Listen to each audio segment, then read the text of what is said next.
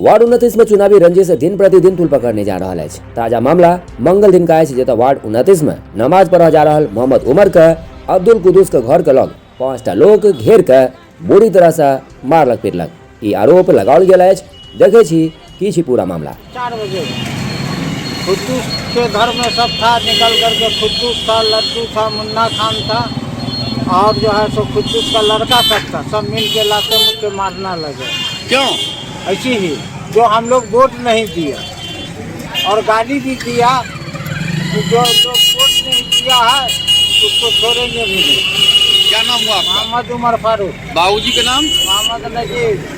Ward number 29, मोहल्ला मोहल्ला राम खां, थाना थाना लहरिया सराय, पोस्ट लालबाग, जिला दरभंगा। जैसे हल्ला हुआ ना, मेरा अब्बा को मार रहा है तो हम गए छुड़ाने, मेरे घर पर कोई नहीं था, हम गए छुड़ाने के लिए तो मेरे भी मारा पीटा, हाथ चला दी मेरे पड़ी और कपड़ा उपड़ा सब फाड़ दिया। वही लड्डू मुन्ना और था कुछ और आदमी सब था, उसका नाम नहीं था। किस बात के लिए मारपीट किया गया है? ये अपने आप कोई बात नहीं था। कब हुई है घटना? कल शाम में 4 बजे। कहाँ पर? आपका क्या नाम है?